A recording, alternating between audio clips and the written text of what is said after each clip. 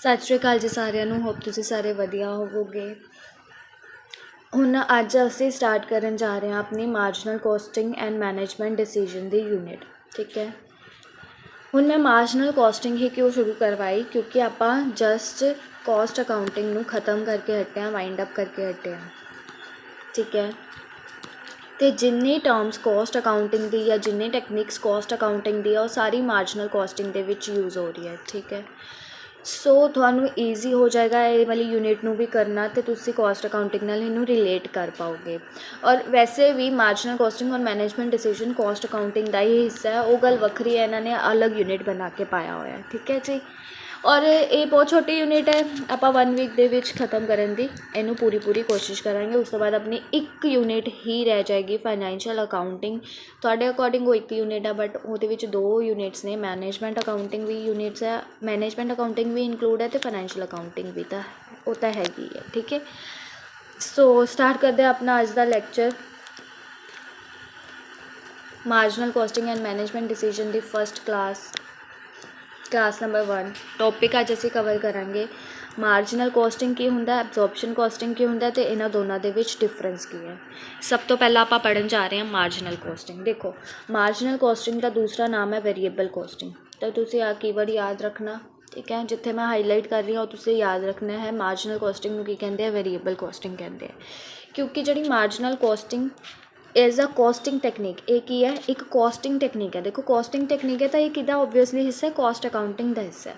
Wear only variable cost, ਜਿੱਥੇ ਆਪਾਂ ਸਿਰਫ ਵੇਰੀਏਬਲ ਕੋਸਟ ਨੂੰ ਇਨਕਲੂਡ ਕਰਦੇ ਹਾਂ, ਚਾਰਜ ਕਰਦੇ ਹਾਂ ਪ੍ਰੋਡਕਟ ਦੇ ਵਿੱਚ। ਜਦੋਂ ਆਪਾਂ ਟੋਟਲ ਪ੍ਰੋਡਕਟ ਕੋਸਟ ਨਿਕਾਲਣੀ ਹੈ ਨਾ, ਆਪਾਂ ਸਾਰਾ ਕੋਸਟ ਅਕਾਊਂਟਿੰਗ ਦੇ ਵਿੱਚ ਪੜ੍ਹ ਕੇ ਆਏ ਹਾਂ। ਹੁਣ ਮੈਂ ਡੀਪ ਦੇ ਵਿੱਚ ਨਹੀਂ ਜਾ ਰਹੀ, ਆਪਾਂ ਡੀਪ ਦੇ ਵਿੱਚ ਕੋਸਟ ਅਕਾਊਂਟਿੰਗ ਦੇ ਵਿੱਚ ਪੜ੍ਹ ਕੇ ਆਏ ਹਾਂ। ਮੈਂ ਸਿਰਫ ਤੁਹਾਨੂੰ ਮਾਰਜਨਲ ਕੋਸਟਿੰਗ ਦੇ ਵਿੱਚ ਉਹਦੇ ਰਿਲੇਟਿਡ ਮਤਲਬ ਦੱਸਣ ਵਾਲੀ ਹਾਂ। ਠੀਕ ਹੈ, ਜਿਹੜੇ ਆਪਾਂ ਟੋਟਲ ਪ੍ਰੋਡਕਟ ਕੋਸਟ ਨਿਕਾਲਦੇ ਹਾਂ ਤਾਂ ਉਹਦੇ ਵਿੱਚ ਆਪਾਂ ਸਾਰੀ ਕੋਸਟ ਨੂੰ ਇਨਕਲੂਡ ਕਰਦੇ ਹਾਂ, ਹੈ ਨਾ। Direct cost, indirect cost, factory overhead, administration overhead, ਉਹ ਜਿਹੜੀ ਆਪਾਂ ਕੋਸਟ ਸ਼ੀਟ ਦੇਖੀ ਸੀ ਉਹ ਚੀਜ਼, ਹੈ ਨਾ। ਪਰ ਜਿਹੜੀ ਮਾਰਜਨਲ ਕੋਸਟਿੰਗ ਟੈਕਨੀਕ ਹੈ ਨਾ, ਇਹਦੇ ਵਿੱਚ ਜਿਹੜੀ ਆਪਾਂ ਪ੍ਰੋਡਕਟ ਦੀ ਕੋਸਟ ਨਿਕਾਲਣੀ ਹੈ ਨਾ, ਉਹਦੇ ਵਿੱਚ ਸਿਰਫ ਔਰ ਸਿਰਫ ਵੇਰੀਏਬਲ ਕੋਸਟ ਨੂੰ ਇਨਕਲੂਡ ਕਰਨਾ। ਠੀਕ ਹੈ, ਫਿਕਸਡ ਕੋਸਟ ਨੂੰ ਇਹ ਲੋਕ ਇਨਕਲੂਡ ਨਹੀਂ ਕਰਦੇ। ਮਾਰਜਨਲ ਕੋਸਟਿੰਗ ਦੇ ਵਿੱਚ ਆਪਾਂ ਫਿਕਸਡ ਕੋਸਟ ਨੂੰ ਇਨਕਲੂਡ ਨਹੀਂ ਕਰਦੇ। ਓਨਲੀ ਪ੍ਰੋਡਕਟ ਕੋਸਟ ਦੇ ਵਿੱਚ ਆਪਾਂ ਸਿਰਫ ਕੀ ਪਾਉਂਦੇ ਹਾਂ, ਵੇਰੀਏਬਲ ਕੋਸਟ ਪਾਉਂਦੇ ਹਾਂ। ਅਤੇ ਵੇਰੀਏਬਲ ਕੋਸਟ ਆਪਾਂ ਪੜ੍ਹ ਕੇ ਆਏ ਹਾਂ ਕੀ ਹੁੰਦੀ ਹੈ, ਡਾਇਰੈਕਟ ਮਟੀਰੀਅਲ, ਡਾਇਰੈਕਟ ਲੇਬਰ ਔਰ ਵੇਰੀਏਬਲ ਓਵਰਹੈਡਸ। ਠੀਕ ਹੈ, ਹੁਣ ਦੇਖੋ, ਜੇ ਫਿਕਸਡ ਕੋਸਟ ਨਹੀਂ ਪਾਉਂਦੇ ਤਾਂ ਉਹਨੂੰ ਟਰੀਟ ਕਿੱਥੇ ਕਰਦੇ ਆ, ਤਾਂ ਇਹ ਟਰਮ ਤੁਸੀਂ ਯਾਦ ਰੱਖਣੀ ਹੈ। ਇਹ 'ਚੋਂ ਡਾਇਰੈਕਟ ਕੁਐਸਚਨ ਬਣੇਗਾ। Fixed cost are treated as period cost. ਕਹਿੰਦੇ ਫਿਕਸਡ ਕੋਸਟ ਨੂੰ ਕਿੱਦਾਂ ਟਰੀਟ ਕਰਦੇ ਹੈ ਮਾਰਜਨਲ ਕੋਸਟਿੰਗ ਦੇ ਵਿੱਚ, ਐਜ਼ ਪੀਰੀਅਡ ਕੋਸਟ। ਠੀਕ ਹੈ, ਹੁਣ ਤੁਸੀਂ 2 ਚੀਜ਼ਾਂ ਯਾਦ ਰੱਖਣੀਆਂ, ਪ੍ਰੋਡਕਟ ਵੇਰੀਏਬਲ ਕੋਸਟ, ਹੈ ਨਾ। ਵੇਰੀਏਬਲ ਕੋਸਟ ਨੂੰ ਕੀ ਕੰਸੀਡਰ ਕਰਦੇ ਆ, ਇਹ ਕਿਹਦੇ ਵਿੱਚ ਪਾਉਂਦੇ ਆ, ਪ੍ਰੋਡਕਟ ਕੋਸਟ ਦੇ ਵਿੱਚ ਪਾਉਂਦੇ ਆ। ਅਤੇ ਫਿਕਸਡ ਕੋਸਟ ਨੂੰ ਕਿਹਦੇ ਵਿੱਚ ਚਾਰਜ ਕਰਦੇ ਆ, ਕਿੱਦਾਂ ਟਰੀਟ ਕਰਦੇ, as uh period cost. Period cost ਦਾ ਮਤਲਬ ਕੀ ਹੈ, ਇਹਨੂੰ P&L ਦੇ ਵਿੱਚ ਚਾਰਜ ਕਰਦੇ, ਮਤਲਬ ਇੱਕ ਪੀਰੀਅਡ ਦੀ ਕਿੰਨੀ ਕੋਸਟ ਰਹੀ, ਇੱਕ ਸਪੈਸੀਫਿਕ ਅਕਾਊਂਟਿੰਗ ਪੀਰੀਅਡ। ਆਪਾਂ April to March ਚੱਲਦੇ ਹਾਂ ਨਾ, April to March ਦੇ ਜਾਂਦਾ ਹੈ, ਇਹ ਨਹੀਂ ਦੇਖਿਆ, ਇਹਨੂੰ ਆਪਾਂ ਪ੍ਰੋਡਕਟ ਦੇ ਵਿੱਚ ਇਨਕਲੂਡ ਨਹੀਂ ਕਰਦੇ ਮਾਰਜਨਲ ਕੋਸਟਿੰਗ ਦੇ ਵਿੱਚ। ਠੀਕ ਹੈ, ਹੁਣ ਇਹਦੇ ਕੀ ਫੀਚਰਸ ਦੇਖ ਲਓ। Only variable cost are considered in product costing, ਸਿਰਫ ਵੇਰੀਏਬਲ ਕੋਸਟ ਨੂੰ ਕੰਸੀਡਰ ਕੀਤਾ ਜਾਂਦਾ ਪ੍ਰੋਡਕਟ ਕੋਸਟਿੰਗ ਦੇ ਵਿੱਚ। ਫਿਕਸਡ ਕੋਸਟ ਨੂੰ ਆਪਾਂ P&L ਦੇ ਵਿੱਚ ਚਾਰਜ ਕਰ ਦਿੰਦੇ ਹਾਂ ਐਜ਼ ਅ ਪੀਰੀਅਡ ਕੋਸਟ। ਠੀਕ ਹੈ, ਫਿਕਸਡ ਕੋਸਟ ਨੂੰ ਕਿਹਦੇ ਵਿੱਚ ਚਾਰਜ ਕਰਦੇ ਹਾਂ, P&L ਦੇ ਵਿੱਚ ਐਜ਼ ਪੀਰੀਅਡ ਕੋਸਟ, ਕਿ ਇੱਕ ਸਾਲ ਦੀ ਕਿੰਨੀ ਫਿਕਸਡ ਕੋਸਟ ਰਹੀ ਹੈ। ਹੁਣ ਇਹਦੇ ਵਿੱਚ ਕੰਟਰੀਬਿਊਸ਼ਨ ਦਾ ਯੂਜ਼ ਹੋਏਗਾ। ਕੰਟਰੀਬਿਊਸ਼ਨ ਆਪਾਂ CVP ਐਨਾਲਾਈਸਿਸ ਵਾਲੇ ਚੈਪਟਰ ਦੇ ਵਿੱਚ ਪੜ੍ਹ ਕੇ ਆਏ ਹਾਂ ਸਾਰੇ ਫਾਰਮੂਲਾਜ਼। ਵੈਸੇ ਬੇਸਿਕ ਫਾਰਮੂਲਾ ਕੀ ਹੈ ਕੰਟਰੀਬਿਊਸ਼ਨ ਦਾ, ਸੇਲਸ ਮਾਈਨਸ ਵੇਰੀਏਬਲ ਕੋਸਟ। ਅਤੇ ਹੁਣ ਤੁਹਾਨੂੰ ਕੰਟਰੀਬਿਊਸ਼ਨ ਔਰ ਫਿਕਸਡ ਕੋਸਟ ਦੀ ਇਨਫੋਰਮੇਸ਼ਨ ਦੇ ਕੇ ਪ੍ਰੋਫਿਟ ਦਾ ਫਾਰਮੂਲਾ ਵੀ ਪੁੱਛ ਸਕਦੇ। ਇਹ ਵੀ ਮੈਂ CVP ਐਨਾਲਾਈਸਿਸ ਵਾਲੇ ਚੈਪਟਰ ਦੇ ਵਿੱਚ ਕਰਵਾ ਚੁੱਕੀ ਹਾਂ। Contribution minus fixed cost is equals to profit. ਤਾਂ ਇਹ 2 ਫਾਰਮੂਲਾ ਤੁਸੀਂ ਯਾਦ ਰੱਖਣੇ ਆ। ਉਸ ਤੋਂ ਬਾਅਦ ਸਾਡੇ ਕੋਲ ਆਉਂਦਾ ਹੈ ਐਬਜ਼ੋਰਪਸ਼ਨ ਕੋਸਟਿੰਗ। ਜਿਹੜਾ ਹੁਣ ਐਬਜ਼ੋਰਪਸ਼ਨ ਕੋਸਟਿੰਗ ਹੈ, ਇਹਨੂੰ ਆਪਾਂ ਕਿਸ ਨਾਮ ਨਾਲ ਜਾਣਦੇ ਹਾਂ, ਫੁੱਲ ਕੋਸਟਿੰਗ। ਠੀਕ ਹੈ, ਤੁਸੀਂ ਯਾਦ ਰੱਖਣਾ, ਮਾਰਜਨਲ ਕੋਸਟਿੰਗ ਨੂੰ ਵੇਰੀਏਬਲ ਕੋਸਟਿੰਗ ਦੇ ਨਾਮ ਨਾਲ ਜਾਣਿਆ ਜਾਂਦਾ ਹੈ, ਬਟ ਐਬਜ਼ੋਰਪਸ਼ਨ ਕੋਸਟਿੰਗ ਨੂੰ ਆਪਾਂ ਫੁੱਲ ਕੋਸਟਿੰਗ ਦੇ ਨਾਮ ਨਾਲ ਜਾਣਦੇ ਹਾਂ। ਠੀਕ ਹੈ ਜੀ, absorption costing is a costing technique, ਇਹ ਵੀ ਇੱਕ ਕੋਸਟਿੰਗ ਟੈਕਨੀਕ ਹੈ ਜਿਹਦੇ ਵਿੱਚ ਦੋਨੋਂ ਕੋਸਟ ਨੂੰ ਇੰਕਲੂਡ ਕੀਤਾ ਜਾਂਦਾ ਹੈ, fixed as well as variable cost, ਠੀਕ ਹੈ, where both fixed and variable cost are charge to product, ਠੀਕ ਹੈ। ਇਹਨੂੰ ਆਪਾਂ ਦੋਨੋਂ ਕੋਸਟ ਨੂੰ ਪ੍ਰੋਡਕਟ ਦੇ ਵਿੱਚ ਚਾਰਜ ਕਰਦੇ ਹਾਂ, ਮਤਲਬ ਟੋਟਲ ਪ੍ਰੋਡਕਟ ਦੀ ਜਿੰਨੀ ਕੋਸਟ ਆਪਾਂ ਨਿਕਾਲਣੀ ਹੈ ਨਾ, ਉਹਦੇ ਵਿੱਚ ਫਿਕਸਡ ਕੋਸਟ ਵੀ ਆਏਗੀ, ਵੇਰੀਏਬਲ ਕੋਸਟ ਵੀ ਆਏਗੀ, ਉਹ ਸਾਡੀ ਹੁੰਦੀ ਹੈ ਐਬਜ਼ੋਰਪਸ਼ਨ ਕੋਸਟਿੰਗ। ਆਲ ਮੈਨੂਫੈਕਚਰਿੰਗ ਕੋਸਟ ਆਰ ਅਬਜ਼ੋਰਬਡ, ਜਿੰਨੀ ਵੀ ਮੈਨੂਫੈਕਚਰਿੰਗ ਮਤਲਬ ਕਿਸੇ ਚੀਜ਼ ਨੂੰ, ਕਿਸੇ ਪ੍ਰੋਡਕਟ ਨੂੰ ਬਣਾਉਣ ਦੀ ਜਿੰਨੀ ਵੀ ਕੋਸਟ ਹੈ ਉਹ ਸਾਰੀ ਅਬਜ਼ੋਰਬਡ ਕੀਤੀ ਜਾਏਗੀ ਯੂਨਿਟਸ ਪ੍ਰੋਡਿਊਸ ਦੇ ਵਿੱਚ। ਮਤਲਬ ਉਹ ਕਿੱਥੇ ਪਾਈ ਜਾਏਗੀ, ਯੂਨਿਟਸ, ਕਿੰਨੇ ਨੰਬਰ ਆਫ ਯੂਨਿਟਸ ਆਪਾਂ ਪ੍ਰੋਡਿਊਸ ਕੀਤੇ, ਉਹਦੀ ਜਿੰਨੀ ਕੋਸਟ ਹੈ ਉਹਦੇ ਵਿੱਚ ਆਪਾਂ ਸਾਰੀ ਕੋਸਟਿੰਗ ਪਾ ਦਾਂਗੇ, ਫਿਕਸਡ ਵੀ ਪਾਵਾਂਗੇ ਅਤੇ ਵੇਰੀਏਬਲ ਵੀ ਪਾਵਾਂਗੇ, ਠੀਕ। ਉਸ ਤੋਂ ਬਾਅਦ ਹੈ ਕੀ ਫੀਚਰਸ।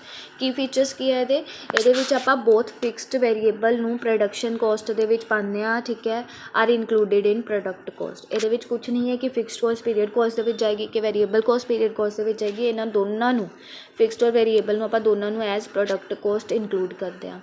ਫਿਕਸਡ ਫੈਕਟਰੀ ਓਵਰਹੈਡ, ਜਿਹੜੇ ਸਾਡੇ ਫਿਕਸਡ ਫੈਕਟਰੀ ਓਵਰਹੈਡ ਹੈ ਉਹਨੂੰ ਆਪਾਂ ਆਊਟਪੁੱਟ ਦੇ ਵਿੱਚ, ਉਹੀ ਚੀਜ਼ ਕਿ ਆਪਾਂ ਪ੍ਰੋਡਕਟ ਦੇ ਵਿੱਚ ਉਹਨੂੰ ਅਬਜ਼ੋਰਬਡ ਕਰ ਦੇਣਾ, ਠੀਕ ਹੈ। ਉਸ ਤੋਂ ਬਾਅਦ ਹੈ use for external financial reporting. ਅਤੇ ਜਿਹੜੀ ਐਬਜ਼ੋਰਪਸ਼ਨ ਕੋਸਟਿੰਗ ਹੈ ਨਾ, ਐਬਜ਼ੋਰਪਸ਼ਨ ਕੋਸਟਿੰਗ ਉਹਨੂੰ ਐਕਸਟਰਨਲ ਯੂਜ਼ ਵਾਸਤੇ ਬਣਾਇਆ ਜਾਂਦਾ ਹੈ ਕਿ ਜਿਹੜੇ ਸਾਡੇ ਇਨਵੈਸਟਰਸ ਹੈ, ਕ੍ਰੈਡੀਟਰਸ ਹੈ, ਡੈਟਰਸ ਹੈ ਜਾਂ ਗਵਰਨਮੈਂਟ ਆ, ਉਹ ਦੇਖਣਾ ਚਾਹੁੰਦੀ ਹੈ ਸਾਡੀ ਫਾਈਨੈਂਸ਼ੀਅਲ ਪੋਜੀਸ਼ਨ ਜਾਂ ਫਿਰ ਫਾਈਨੈਂਸ਼ੀਅਲ ਕੰਡੀਸ਼ਨ ਕੰਪਨੀ ਦੀ, ਤਾਂ ਉਹ ਐਬਜ਼ੋਰਪਸ਼ਨ ਕੋਸਟਿੰਗ ਟੈਕਨੀਕਸ ਦੀ ਹੈਲਪ ਨਾਲ ਦੇਖ ਸਕਦੇ ਹੈ, ਠੀਕ ਹੈ। ਹੁਣ ਉਸ ਤੋਂ ਬਾਅਦ ਹੈ ਸਾਡੇ ਕੋਲ ਕੰਪੈਰੀਜ਼ਨ ਬਿਟਵੀਨ ਦੈਮ, ਕਿ ਮਾਰਜਨਲ ਕੋਸਟਿੰਗ ਕੀ ਹੁੰਦਾ ਹੈ, ਐਬਜ਼ੋਰਪਸ਼ਨ ਕੋਸਟਿੰਗ ਕੀ ਹੁੰਦਾ, ਆਪਾਂ ਪੜ੍ਹ ਚੁੱਕੇ ਹਾਂ। ਹੁਣ ਦੇਖ ਲੈਂਦੇ ਹਾਂ ਕਿ ਕਿਹੜੀ ਚੀਜ਼ ਕਿੱਥੇ ਇਨਕਲੂਡ ਹੋਣੀ ਹੈ, ਠੀਕ ਹੈ। ਸਭ ਤੋਂ ਪਹਿਲਾਂ ਹੈ ਡੈਫੀਨੇਸ਼ਨ। ਡੈਫੀਨੇਸ਼ਨ ਦੇ ਵਿੱਚ ਮੈਂ ਤੁਹਾਨੂੰ ਦੱਸਿਆ ਸੀਗਾ ਕਿ ਸਿਰਫ ਔਰ ਸਿਰਫ ਵੇਰੀਏਬਲ ਕੋਸਟ ਨੂੰ ਐਜ਼ ਪ੍ਰੋਡਕਟ ਕੋਸਟ ਚਾਰਜ ਕੀਤਾ ਜਾਂਦਾ, ਬਟ ਜਿਹੜੀ ਫਿਕਸਡ ਕੋਸਟ ਹੁੰਦੀ ਹੈ ਉਹਨੂੰ ਐਜ਼ ਅ ਪੀਰੀਅਡ ਕੋਸਟ ਮੰਨਿਆ ਜਾਂਦਾ। ਤਾਂ ਤੁਹਾਡੇ ਕੋਲ ਡਾਇਰੈਕਟ ਇੱਥੋਂ ਕੁਐਸਚਨ ਬਣ ਕੇ ਆ ਸਕਦਾ ਹੈ ਕਿ ਉਹ ਕਿਹੜੀ ਕੋਸਟਿੰਗ ਟੈਕਨੀਕ ਹੈ ਜਿਹਦੇ ਵਿੱਚ ਆਪਾਂ ਵੇਰੀਏਬਲ ਕੋਸਟ ਨੂੰ ਪ੍ਰੋਡਕਟ ਕੋਸਟ ਮੰਨਦੇ ਹਾਂ ਅਤੇ ਜਿਹਦੇ ਵਿੱਚ ਆਪਾਂ ਫਿਕਸਡ ਕੋਸਟ ਨੂੰ ਪੀਰੀਅਡ ਕੋਸਟ ਮੰਨਦੇ ਹਾਂ। ਤਾਂ ਉਹ ਕਿਹੜੀ ਟੈਕਨੀਕ ਹੈ, ਉਹ ਹੈਗੀ ਮਾਰਜਨਲ ਕੋਸਟਿੰਗ, ਠੀਕ ਹੈ। ਦੂਸਰੀ ਤਰਫ ਸਾਡੇ ਕੋਲ ਹੈਗਾ ਐਬਜ਼ੋਰਪਸ਼ਨ ਕੋਸਟਿੰਗ। ਐਬਜ਼ੋਰਪਸ਼ਨ ਕੋਸਟਿੰਗ ਕੀ ਕਹਿੰਦਾ, ਆਲ ਕੋਸਟ, ਜਿੰਨੀ ਵੀ ਕੋਸਟ ਹੈ ਚਾਹੇ ਵੇਰੀਏਬਲ ਚਾਹੇ ਫਿਕਸਡ, ਉਹਨੂੰ ਆਪਾਂ ਹਮੇਸ਼ਾ ਪ੍ਰੋਡਕਟ ਕੋਸਟ ਦੇ ਵਿੱਚ ਚਾਰਜ ਕਰਾਂਗੇ, ਠੀਕ ਹੈ। ਇਹਦੇ ਵਿੱਚ ਫਿਕਸਡ ਕੋਸਟ ਨੂੰ ਪੀਰੀਅਡ ਕੋਸਟ ਨਹੀਂ ਮੰਨਿਆ ਜਾਂਦਾ ਔਰ ਇਹ ਫੁੱਲ ਕੋਸਟਿੰਗ ਮੈਥਡ ਹੈ, ਠੀਕ ਹੈ। ਉਸ ਤੋਂ ਬਾਅਦ ਹੈ ਟ੍ਰੀਟਮੈਂਟ ਆਫ ਫਿਕਸਡ ਕੋਸਟ।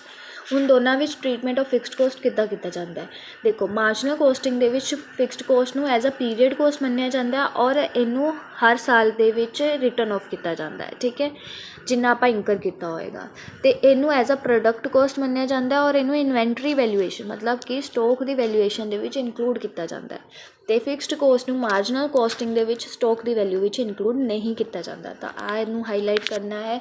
ਔਰ ਇੱਕ, ਠੀਕ ਹੈ, ਫਿਕਸਡ ਕੋਸਟ ਨੂੰ ਇੱਥੇ ਆਪਾਂ ਵੈਲਿਊਏਸ਼ਨ ਦੇ ਵਿੱਚ ਨਹੀਂ ਪਾਉਂਦੇ ਮਾਰਜਨਲ ਕੋਸਟਿੰਗ ਦੇ ਵਿੱਚ, ਬਟ ਐਬਜ਼ੋਰਪਸ਼ਨ ਕੋਸਟਿੰਗ ਦੇ ਵਿੱਚ ਇਨਵੈਂਟਰੀ ਵੈਲਿਊਏਸ਼ਨ ਮਤਲਬ ਸਟੋਕ ਵੈਲਿਊਏਸ਼ਨ ਦੇ ਵਿੱਚ ਆਪਾਂ ਇਹਨੂੰ ਇਨਕਲੂਡ ਕਰਦੇ ਹਾਂ, ਠੀਕ ਹੈ। ਉਸ ਤੋਂ ਬਾਅਦ ਆਉਂਦਾ inventory valuation, valued at variable cost. ਅਤੇ ਜਿਹੜਾ ਸਟੋਕ ਹੈ, ਸਟੋਕ ਦੀ ਵੈਲਿਊ ਨਿਕਾਲਣੀ ਆਪਾਂ ਹੈ ਨਾ, ਕਲੋਜ਼ਿੰਗ ਸਟੋਕ ਦੀ ਵੈਲਿਊ ਨਿਕਾਲਣੀ ਹੈ ਜਦੋਂ ਆਪਾਂ at the end of the period, ਤਾਂ ਆਪਾਂ ਮਾਰਜਨਲ ਕੋਸਟਿੰਗ ਦੇ ਵਿੱਚ ਉਹਨੂੰ ਵੈਲਿਊ ਕਰਾਂਗੇ ਵੇਰੀਏਬਲ ਕੋਸਟ ਦੇ ਉੱਤੇ, ਠੀਕ ਹੈ, ਜਾਂ ਫਿਰ ਮਾਰਜਨਲ ਕੋਸਟ ਵੀ ਬੋਲ ਸਕਦੇ ਹਾਂ। ਉਹਨੂੰ ਆਪਾਂ ਕਿਹਦੇ 'ਤੇ ਵੈਲਿਊ ਕਰਾਂਗੇ, ਵੇਰੀਏਬਲ ਕੋਸਟ ਜਾਂ ਫਿਰ ਮਾਰਜਨਲ ਕੋਸਟ ਦੇ ਉੱਤੇ। ਬਟ ਐਬਜ਼ੋਰਪਸ਼ਨ ਕੋਸਟਿੰਗ ਦੇ ਵਿੱਚ ਉਹਨੂੰ ਟੋਟਲ ਕੋਸਟ ਦੇ ਉੱਤੇ ਵੈਲਿਊ ਕੀਤਾ ਜਾਂਦਾ ਹੈ। ਟੋਟਲ ਕੋਸਟ ਮਤਲਬ ਵੇਰੀਏਬਲ ਅਤੇ ਫਿਕਸਡ ਦੋਨੋਂ ਇੰਕਲੂਡ, ਠੀਕ ਹੈ। ਮਾਰਜਨਲ ਕੋਸਟਿੰਗ ਦੇ ਵਿੱਚ ਸਿਰਫ ਵੇਰੀਏਬਲ ਦੇ ਵਿੱਚ ਕੀਤਾ ਜਾਏਗਾ। ਉਸ ਤੋਂ ਬਾਅਦ ਹੈ presentation in financial accounts, not acceptable under financial accounting standard. Financial accounting standard ਦੇ ਵਿੱਚ ਮਾਰਜਨਲ ਕੋਸਟਿੰਗ ਨੂੰ ਐਕਸੈਪਟ ਨਹੀਂ ਕੀਤਾ ਗਿਆ, ਠੀਕ ਹੈ। ਇੱਥੋਂ ਇੱਕ ਕੁਐਸਚਨ ਬਣ ਕੇ ਆ ਸਕਦਾ, ਇੰਪੋਰਟੈਂਟ ਚੀਜ਼ ਹੈ ਕਿ ਮਾਰਜਨਲ ਕੋਸਟਿੰਗ ਨੂੰ ਫਾਈਨੈਂਸ਼ੀਅਲ ਅਕਾਊਂਟਿੰਗ ਸਟੈਂਡਰਡਸ ਦੇ ਵਿੱਚ ਆਪਾਂ ਐਕਸੈਪਟ ਨਹੀਂ ਕੀਤਾ ਹੈ, ਠੀਕ ਹੈ। ਉਸ ਤੋਂ ਬਾਅਦ accepted for external financial reporting. Absorption costing ਨੂੰ ਆਪਾਂ ਕੀਤਾ ਹੈ, ਇਹਨਾਂ ਨੇ ਐਕਸੈਪਟ ਹੈ ਐਕਸਟਰਨਲ ਫਾਈਨੈਂਸ਼ੀਅਲ ਰਿਪੋਰਟਿੰਗ ਮਤਲਬ ਕਿ ਜਦੋਂ ਆਪਾਂ ਆਪਣੇ ਅਕਾਊਂਟਸ ਆਡਿਟ ਕਰਕੇ ਐਕਸਟਰਨਲ ਯੂਜ਼ਰਸ ਵਾਸਤੇ ਉਹਨੂੰ ਰੱਖਣਾ ਹੈ ਤਾਂ ਉਹਦੇ ਵਿੱਚ ਆਪਾਂ ਐਬਜ਼ੋਰਪਸ਼ਨ ਕੋਸਟਿੰਗ ਨੂੰ ਯੂਜ਼ ਕਰਾਂਗੇ, ਠੀਕ ਹੈ। ਉਸ ਤੋਂ ਬਾਅਦ ਹੈ ਓਵਰ ਐਂਡ ਅੰਡਰ ਅਬਜ਼ੋਰਪਸ਼ਨ, ਠੀਕ ਹੈ। ਇਹਦੇ ਵਿੱਚ no problem of over and under absorption. ਕਹਿੰਦੇ ਜਦੋਂ ਮਾਰਜਨਲ ਕੋਸਟਿੰਗ ਆਪਾਂ ਕਰਦੇ ਹਾਂ ਨਾ, ਆਪਾਂ ਫਿਕਸਡ ਕੋਸਟ ਦੀ ਕੋਈ ਵੀ ਪ੍ਰੋਬਲਮ ਨਹੀਂ ਅਰਾਈਜ਼ ਹੁੰਦੀ, ਨਾ ਓਵਰ ਦੀ ਅਤੇ ਨਾ ਹੀ ਅੰਡਰ ਅਬਜ਼ੋਰਪਸ਼ਨ ਦੀ, ਕਿਉਂਕਿ ਆਪਾਂ ਇਹਦੇ ਵਿੱਚ ਮਾਰਜਨਲ ਕੋਸਟਿੰਗ ਦੇ ਵਿੱਚ ਲੈ ਹੀ ਸਿਰਫ ਵੇਰੀਏਬਲ ਕੋਸਟ ਰਿਹਾ, ਫਿਕਸਡ ਕੋਸਟ ਨੂੰ ਆਪਾਂ ਇਹਦੇ ਵਿੱਚ ਇਗਨੋਰ ਕਰਕੇ ਚੱਲਦੇ ਹਾਂ, ਲੈਂਦੇ ਹੀ ਨਹੀਂ ਆ। ਠੀਕ ਹੈ, ਤਾਂ ਇਹਦੇ ਵਿੱਚ ਕੋਈ ਪ੍ਰੋਬਲਮ ਅਰਾਈਜ਼ ਨਹੀਂ ਹੋਏਗੀ ਮਾਰਜਨਲ ਕੋਸਟਿੰਗ ਦੇ ਵਿੱਚ ਓਵਰ ਔਰ ਅੰਡਰ ਅਬਜ਼ੋਰਪਸ਼ਨ ਦੀ। ਬਟ ਜਿਹੜਾ ਅਬਜ਼ੋਰਪਸ਼ਨ ਕੋਸਟਿੰਗ ਆ ਉਹਦੇ ਵਿੱਚ ਓਵਰ ਅਬਜ਼ੋਰਪਸ਼ਨ ਔਰ ਅੰਡਰ ਅਬਜ਼ੋਰਪਸ਼ਨ ਹੋ ਸਕਦਾ ਹੈ ਫਿਕਸਡ ਓਵਰਹੈਡ ਦਾ, ਔਰ ਇਹ ਸਭ ਅੰਡਰ ਔਰ ਓਵਰ ਅਬਜ਼ੋਰਪਸ਼ਨ ਇਹ ਮੈਂ ਸਭ ਪਿਛਲੇ ਲੈਕਚਰਸ ਦੇ ਵਿੱਚ ਕੋਰਸ ਦੇ ਵਿੱਚ ਕਰਵਾ ਚੁੱਕੀ ਹਾਂ, ਪਲੀਜ਼ ਤੁਸੀਂ ਉਹ ਸਭ ਚੀਜ਼ਾਂ ਦੇਖ ਲਓ। ਇਸ ਟੌਪਿਕ ਆਉਂਦਾ ਜੀ ਆਪਣੇ ਕੋਲ marginal costing as a tool of decision making, ਕਿ ਹੁਣ ਆਪਾਂ ਡਿਸੀਜਨਸ ਲੈਣੇ ਆ, ਕੁਛ ਸਰਟੇਨ ਡਿਸੀਜਨਸ ਲੈਣੇ ਆ, ਉਹਦੇ ਉਸ ਡਿਸੀਜਨਸ ਦੇ ਵਿੱਚ ਆਪਾਂ ਮਾਰਜਨਲ ਕੋਸਟਿੰਗ ਨੂੰ ਕਿੱਦਾਂ ਯੂਜ਼ ਕਰਾਂਗੇ ਐਜ਼ ਅ ਟੂਲ। ਠੀਕ ਹੈ, ਸੋ ਕਹਿੰਦੇ it is one of the most important powerful application, ਕਹਿੰਦੇ ਇੱਕ ਬਹੁਤ ਪਾਵਰਫੁਲ ਐਪਲੀਕੇਸ਼ਨ ਹੈ ਮੈਨੇਜਰੀਅਲ ਅਕਾਊਂਟਿੰਗ ਦੀ, ਕਿਉਂਕਿ ਇਹ ਫੋਕਸ ਕਰਦਾ ਹੈ ਵੇਰੀਏਬਲ ਕੋਸਟ ਔਰ ਕੰਟਰੀਬਿਊਸ਼ਨ ਦੇ ਵਿੱਚ, ਜੋ ਮੈਨੇਜਰਸ ਨੂੰ ਹੈਲਪ ਕਰਦਾ ਹੈ ਕੁਛ ਇਨਫੋਰਮਲ ਸ਼ੋਰਟ ਟਰਮ ਡਿਸੀਜਨਸ ਲੈਣ ਵਾਸਤੇ। ਮਤਲਬ ਫਾਰਮਲੀ ਨਹੀਂ ਲੈਣੇ ਅਸੀਂ, ਇਨਫੋਰਮਲ ਸ਼ੋਰਟ ਟਰਮ ਡਿਸੀਜਨਸ ਲੈਣੇ ਆ, ਉਹਦੇ ਵਿੱਚ ਮਾਰਜਨਲ ਕੋਸਟਿੰਗ ਕੀ ਕਰਦਾ ਹੈ, ਹੈਲਪ ਕਰਦਾ ਹੈ। ਠੀਕ ਹੈ, ਕਿਵੇਂ ਹੈਲਪ ਕਰਦਾ ਹੈ, ਐਨਾਲਾਈਜ਼ ਕਰਕੇ ਪ੍ਰੋਫਿਟੇਬਿਲਿਟੀ 'ਤੇ ਕੀ ਇੰਪੈਕਟ ਪੈਂਦਾ ਸਾਡਾ ਵੇਰੀਏਬਲ ਕੋਸਟ ਔਰ ਕੰਟਰੀਬਿਊਸ਼ਨ, ਇਹ ਸਭ ਚੀਜ਼ਾਂ ਜੋ ਆਪਾਂ CVP ਐਨਾਲਾਈਸਿਸ ਦੇ ਵਿੱਚ ਪੜ੍ਹ ਚੁੱਕੇ ਹਾਂ। ਠੀਕ ਹੈ, ਹੁਣ ਅੱਗੇ ਹੈ ਸਾਡੇ ਕੋਲ areas where marginal costing aids decision making, ਕਹਿੰਦੇ ਉਹ ਕਿਹੜੇ ਏਰੀਆਜ਼ ਨੇ ਜਿੱਥੇ ਮਾਰਜਨਲ ਕੋਸਟਿੰਗ ਹੈਲਪ ਕਰਦਾ ਹੈ ਡਿਸੀਜਨ ਮੇਕਿੰਗ ਵਾਸਤੇ। ਠੀਕ ਹੈ ਜੀ, ਸੋ ਪੜ੍ਹ ਲੈਂਦੇ ਕਿਹੜੇ ਕਿਹੜੇ ਏਰੀਆਜ਼ ਹੈ ਜਿੱਥੇ ਆਪਾਂ ਉਹ ਚੀਜ਼ ਨੂੰ ਮਾਰਜਨਲ ਕੋਸਟਿੰਗ ਨੂੰ ਯੂਜ਼ ਕਰਨਾ ਹੈ। ਸਭ ਤੋਂ ਪਹਿਲਾਂ ਹੈ ਮੇਕ ਔਰ ਬਾਏ ਡਿਸੀਜਨ, ਕਿ ਆਪਾਂ ਆਪਣੇ ਇਨ ਹਾਊਸ ਉਸ ਪ੍ਰੋਡਕਟ ਨੂੰ ਬਣਾਈਏ ਜਾਂ ਬਾਹਰੋਂ ਖਰੀਦ ਕੇ ਉਹਨੂੰ ਉਸ ਪ੍ਰੋਡਕਟ ਨੂੰ ਸੇਲ ਕਰਨ ਦੇ ਵਿੱਚ ਸਾਨੂੰ ਫਾਇਦਾ ਰਹੇਗਾ। ਠੀਕ ਹੈ, ਇਹ ਚੀਜ਼ ਇਹਦਾ ਡਿਸੀਜਨ ਲੈਣ ਲਈ ਵੀ ਆਪਾਂ ਕਿਹਦੀ ਹੈਲਪ ਲੈਂਦੇ ਹਾਂ, ਮਾਰਜਨਲ ਕੋਸਟਿੰਗ ਦੀ ਹੈਲਪ ਲੈਂਦੇ ਹਾਂ। ਠੀਕ ਹੈ, ਦੇਖ ਲੈਂਦੇ ਹਾਂ, ਇਹ ਹੈਲਪ ਕਰਦਾ ਹੈ ਡਿਸਾਈਡ ਕਰਨ ਲਈ ਕਿ ਆਪਾਂ ਮੈਨੂਫੈਕਚਰ ਕਰੀਏ ਉਹ ਵਾਲਾ ਪ੍ਰੋਡਕਟ ਇਨ ਹਾਊਸ ਜਾਂ ਆਪਾਂ ਬਾਹਰੋਂ ਖਰੀਦ ਕੇ ਉਹਨੂੰ ਵੇਚੀਏ। ਪਰ ਇਹਦੇ ਵਿੱਚ ਆਪਾਂ ਕੰਪੇਅਰ ਕਿਹਨਾਂ ਨਾਲ ਕਰਾਂਗੇ, ਕੰਪੇਅਰ ਕਰਾਂਗੇ ਮਾਰਜਨਲ ਕੋਸਟ ਨੂੰ ਪਰਚੇਜ਼ ਪ੍ਰਾਈਸ ਦੇ ਨਾਲ। ਇਹ ਚੀਜ਼ ਇੰਪੋਰਟੈਂਟ ਹੈ, ਕੰਪੇਅਰ ਕਿਹਨੂੰ ਕਰਨਾ ਹੈ, ਮਾਰਜਨਲ ਕੋਸਟ ਨੂੰ ਕੰਪੇਅਰ ਕਰਨਾ ਹੈ with purchase price. Purchase price ਮਤਲਬ ਬਾਹਰੋਂ ਮੈਨੂੰ ਖਰੀਦ ਕੇ ਵੇਚਣ 'ਤੇ ਕਿੰਨਾ ਪੈਸਾ ਪੈ ਰਿਹਾ। ਠੀਕ ਹੈ, ਦੇਖੋ ਦੋ ਕੰਡੀਸ਼ਨਸ ਹੈ, ਇਹਨਾਂ ਦੋਨਾਂ ਨੂੰ ਯਾਦ ਰੱਖਣਾ, ਇਹ 'ਚੋਂ ਕੁਐਸਚਨ ਬਣ ਸਕਦਾ ਹੈ। ਜਦੋਂ ਮੇਰੀ marginal cost is less than ਹੋਏਗੀ ਪਰਚੇਜ਼ ਪ੍ਰਾਈਸ, ਐਗਜ਼ਾਮਪਲ ਲੈਂਦੇ ਹਾਂ, ਮਾਰਜਨਲ ਕੋਸਟ ਮਤਲਬ ਮੇਰੀ ਵੇਰੀਏਬਲ ਕੋਸਟ, ਇੱਕ ਯੂਨਿਟ ਨੂੰ ਬਣਾਉਣ ਨੂੰ ਮੇਰੀ ਵੇਰੀਏਬਲ ਕੋਸਟ ਆ ਰਹੀ ਹੈ 40 ਰੁਪੀਜ਼। ਠੀਕ ਹੈ, ਪਰ ਜਦੋਂ ਮੈਂ ਉਹਨੂੰ ਪਰਚੇਜ਼ ਪ੍ਰਾਈਸ, ਮੇਰਾ ਬਾਹਰ ਦਾ ਪਰਚੇਜ਼ ਪ੍ਰਾਈਸ ਕਿੰਨਾ ਬਾਹਰੋਂ ਖਰੀਦਣ ਦਾ, ਉਹਨੂੰ 42 ਰੁਪੀਜ਼ ਇੱਕ ਯੂਨਿਟ ਨੂੰ ਖਰੀਦਣ ਦਾ।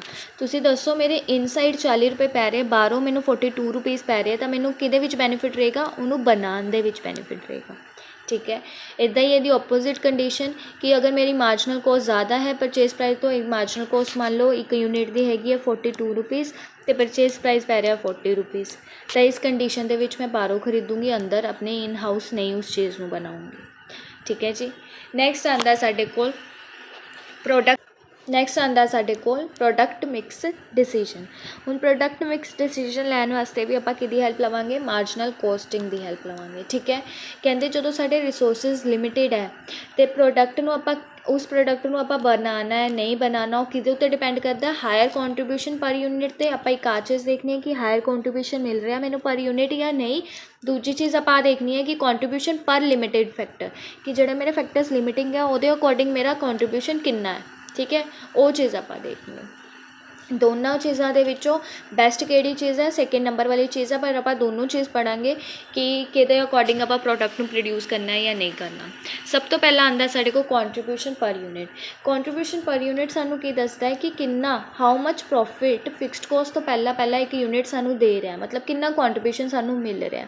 ਤਾਂ ਪ੍ਰੋਡਕਟ ਐਗਜ਼ਾਮਪਲ ਇਹ ਹੈ ਕਿ ਪ੍ਰੋਡਕਟ ਇਹ ਜਿਹੜਾ ਹੈ ਮੈਨੂੰ ਦੇ ਰਿਹਾ ਹੈ 50 ਪਰ ਯੂਨਿਟ ਕੰਟਰੀਬਿਊਸ਼ਨ। ਠੀਕ ਹੈ, 50 ਰੁਪੀਜ਼ ਪਰ ਯੂਨਿਟ, ਮਤਲਬ ਕੰਟਰੀਬਿਊਸ਼ਨ ਤੁਸੀਂ ਕਹਿ ਲਓ ਕਿ ਪ੍ਰੋਫਿਟ ਮੈਨੂੰ ਇੰਨਾ ਦੇ ਰਿਹਾ। ਠੀਕ ਹੈ, ਅਤੇ ਪ੍ਰੋਡਕਟ B ਮੈਨੂੰ 40 ਰੁਪਏ ਪਰ ਯੂਨਿਟ ਦੇ ਰਿਹਾ। ਦੱਸੋ ਮੈਂ ਕਿਹੜਾ ਪ੍ਰੋਡਕਟ ਬਣਾਉਂਗੀ, ਪ੍ਰੋਡਕਟ A ਬਣਾਉਂਗੀ ਕਿ ਪ੍ਰੋਡਕਟ B ਬਣਾਉਂਗੀ। ਓਬਵੀਅਸਲੀ ਮੈਂ ਪ੍ਰੋਡਕਟ A ਨੂੰ ਪ੍ਰੋਡਿਊਸ ਕਰੂੰਗੀ ਕਿਉਂਕਿ ਉਹ ਮੈਨੂੰ ਜ਼ਿਆਦਾ ਕੰਟਰੀਬਿਊਸ਼ਨ ਦੇ ਰਿਹਾ। ਪਰ ਦੂਸਰੀ ਚੀਜ਼ ਇਹ ਹੈ ਕਿ ਕੰਟਰੀਬਿਊਸ਼ਨ ਪਰ ਯੂਨਿਟ ਲਿਮਿਟਿੰਗ ਫੈਕਟਰ, ਇਹ ਵਾਲੀ ਚੀਜ਼ ਜ਼ਿਆਦਾ ਹੈਲਪਫੁਲ ਹੈ ਔਰ ਜ਼ਿਆਦਾ ਯੂਜ਼ਫੁਲ ਹੈ। ਦਿਸ ਇਜ਼ ਮੋਰ ਯੂਜ਼ਫੁਲ, ਇਹ ਜ਼ਿਆਦਾ ਯੂਜ਼ਫੁਲ ਹੈ when you have limited resources. ਜਦੋਂ ਤੁਹਾਡੀ ਕੰਪਨੀ ਕੋਲ ਜਿੰਨੇ ਕੰਮ ਕਰ ਸਕਦੇ ਆ ਉਹ ਕੁਛ ਲਿਮਿਟਿਡ ਫੈਕਟਰਸ, ਲਿਮਿਟਿਡ ਆਵਰਸ ਹੀ ਕੰਮ ਕਰ ਸਕਦੇ, ਜਿੱਦਾਂ 8 ਘੰਟੇ 7 ਘੰਟੇ ਇੱਦਾਂ। ठीक है। तो जो थोड़े फैक्टर्स लिमिटेड हो गए तो तुसी कॉन्ट्रीब्यूशन इदा निकालोगे। हुण इहदा फॉर्मूला की है, कॉन्ट्रीब्यूशन डिवाइड कर दोगे लिमिटेड रिसोर्सिस पर यूनिट। एक यूनिट के पिछे किन्ने लिमिटेड रिसोर्सिस है। तो इहदा एग्जाम्पल ले लेने मशीन आर कि थोड़ी मशीन सिर्फ 8 घंटे काम कर सकती है, 6 घंटे काम कर सकती है, इदा। हुण एग्जाम्पल तो ज़्यादा क्लीयर होएगा। कॉन्ट्रीब्यूशन पर यूनिट दिता है प्रोडक्ट ए का 50 रुपीज़, प्रोडक्ट बी का दिता है 40 rupees. Machine R per unit, एक यूनिट बनाने पिछे 5 घंटे लग रहे हैं ए दे, और एक यूनिट बनाने पिछे 2 घंटे लग रहे हैं बी दे। हुण डिवाइड करो तुसी इनू, जो आपां डिवाइड करांगे कॉन्ट्रीब्यूशन पर लिमिटेड फैक्टर, तो 50 डिवाइड बाय 5 करोगे तो 10 रुपीज़ आएगा। कॉन्ट्रीब्यूशन पर लिमिटेड फैक्टर 40 डिवाइड बाय 2 करोगे तो टोटल इक्वल 20 रुपीज़ आएगा कॉन्ट्रीब्यूशन पर लिमिटेड फैक्टर। तो दसो मैनू ਤਾਂ ਦੱਸੋ ਤੁਹਾਨੂੰ ਕਿਹੜਾ ਪ੍ਰੋਡਕਟ ਬਣਾਉਣ ਦੇ ਵਿੱਚ ਬੈਨੀਫਿਟ ਰਹੇਗਾ ਜਿਹਦੇ ਵਿੱਚ ਮੈਨੂੰ ਕੰਟਰੀਬਿਊਸ਼ਨ ਪਰ ਲਿਮਿਟਿੰਗ ਫੈਕਟਰ ज़्यादा मिल रहा। तो मैं प्रोडक्ट बी बनाऊँगी। ठीक है। प्रोडक्ट कहते no doubt product A gives more per unit, ज़्यादा पर यूनिट कॉन्ट्रीब्यूशन दे रहा 50 रुपीज़, पर लैस दे रहा मशीन टाइम। मशीन टाइम तो थोड़े को 5 घंटे ही है ना उस चीज़ को बनाने लिए, पर वो मैनू लैस दे रहा 10 रुपये ही दे रहा, बट वो दूसरा प्रोडक्ट मैनू 20 रुपये दे रहा। तो मैं प्रोडक्ट बी नू ज़्यादा प्रोड्यूस करूँगी। ठीक है, क्योंकि ये ज़्यादा 1 घंटे के पिछे ज़्यादा मैनू पैसे दे रहा। नैक्सट है साडे कोल फिक्सेशन ऑफ सेलिंग प्राइस। हुण सैलिंग प्राइस नू फिक्स करने वास्ते भी आपां किहदी हैल्प लैंदे आ, मार्जिनल कॉस्टिंग की हैल्प लैंदे आ। और मार्जिनल कॉस्टिंग की हैल्प नाल आपां सैलिंग प्राइस नू किद्दां सैट करदे आ, price can be set slightly above marginal cost, तां ही वो साडा बेनीफिट रहेगा। जिन्नी मार्जिनल कॉस्ट है उस तो थोड़ा उपर आपां की करांगे प्राइस नू सैट कर देंगे। ठीक है, तो क्यों इदां क्यों करांगे, क्योंकि ये साडी फिक्सड कॉस्ट कवर हो रही होएगी। ठीक है, जब तक साडी फिक्सड कॉस्ट कवर हो रही है तो सानू प्रॉफिट मिल रहा होएगा। ये चीज़ होगी। नैक्सट है साढ़े कोल एक्सैप्टिंग स्पैशल ऑर्डरस। आप डिटेल दे विच पढ़ांगे नैक्सट क्लास दे विच, फिलहाल लिए ब्रीफ दे विच है। कहते कि जो स्पैशल ऑर्डरस नू एक्सैप्ट करना है ना, चाहे वो प्राइस मैनू दे रहा बिलो टोटल कॉस्ट, बट उदों ही एक्सैप्ट करना है जो मेरा मार्जिनल कॉस्ट एक्सीड करेगा। ठीक है, जो मेरा वो प्राइस, ठीक है, जेड़ा मैनू स्पैशल ऑर्डरस से पैसा मिल रहा बनाने नू, ठीक है, वो वाला प्राइस मेरा एक्सीड करेगा मार्जिनल कॉस्ट, तो ताही मैं उस चीज़ में एक्सैप्ट करूँगी, अदरवाइज़ रिजेक्ट कर दूँगी। ये मैं डिटेल दे विच करवाऊँगी नैक्सट लैक्चर नैक्सट क्लास दे विच। ठीक है। नैक्सट आंदा साडे कोल शटडाउन और कॉन्टीन्यू डिसीजन, कि आप अपने बिजनेस नू हुण इत्थे ही शटडाउन कर देना है या अगे कॉन्टीन्यू करना है। ये डिसीजन भी आप कि उत्ते लवांगे, मार्जिनल कॉस्टिंग के उपर लवांगे। ये भी डिटेल दे विच करांगे क्लास नंबर 2 दे विच। कहते कि जो एक प्रोडक्ट या फिर एक डिवीजन, एक सैगमेंट तुहाडी कंपनी का इंकर कर रहा है लॉस, ठीक है, तो मार्जिनल कॉस्टिंग हैल्प करेगा ये देखने लिए कि तुसी उस प्रोडक्ट नू बिल्कुल बंद कर दो बनाना या उस प्रोडक्ट नू कॉन्टीन्यू करोगे। ठीक है, ये मार्जिनल कॉस्टिंग के उपर डिपेंड करता है। आप डिटेल स्टडी करांगे ये कि कदों एक्सैप्ट करना कदों रिजेक्ट करना है, क्लास नंबर 2 दे विच, ते उहदे विचों क्वेश्चनस बनते हैं। ठीक है। नैक्सट है साडे कोल की लिमिटिंग फैक्टर्स। ठीक है, लिमिटिंग फैक्टर्स नू देखने लिए भी कौन हैल्प करता है, सानू मार्जिनल कॉस्टिंग हैल्प करता है। प्रॉफिट नू ऑप्टिमाइज़ करने नू भी कौन हैल्प करता है, मार्जिनल कॉस्टिंग हैल्प करता है। नैक्सट आंदा है साडे कोल प्रॉफिट प्लैनिंग। की कहता है प्रॉफिट प्लैनिंग कहता है कि जो आप एनालाइज करते हैं ना, बाय एनालाइजिंग कॉन्ट्रीब्यूशन और ब्रेक ईवन। ये मैं लास्ट कॉस्ट अकाउंटिंग के लास्ट चैप्टर सीगा अपना CVP एनालाइसिस, वो डिटेल दे विच करवाया। जिन्हों नहीं पता वो प्लीज़ वो लैक्चर देखो, ताकि तुहानूं ये चीज़ समझ आएगी कि कॉन्ट्रीब्यूशन और ब्रेक ईवन एनालाइसिस जो आप एनालाइज करते हैं, पॉइंट में एनालाइज करते हैं, तो बिजनेस प्लान करता है रिक्वायर्ड सेल। मैं दसा सी ना ब्रेक ईवन पॉइंट आप रिक्वायर्ड सेल की कितनी सेल्स की जरूरत है, मैं अपना डिजायर्ड प्रॉफिट अचीव करा। ये भी किहदी हेल्प नाल होएगा, मार्जिनल कॉस्टिंग की हेल्प नाल होएगा। होप तुहानूं इत्थे तक सारा क्लीयर है। ये सीगी जी अपनी क्लास नंबर 1। आप अज पढ़िया मार्जिनल कॉस्टिंग, ठीक है, एब्जॉर्प्शन कॉस्टिंग, फिर वह डिफरेंस, फिर marginal costing as a tool, ये सब चीज़ा। होप तुहानूं क्लास वधिया लगी होए। जे तुहानूं क्लास वधिया लगी है प्लीज़ चैनल नूं सबसक्राइब करना तो वीडियो नूं वध तो वध शेयर जरूर करना। मिलते हैं next class they which marginal costing the. Thank you so much.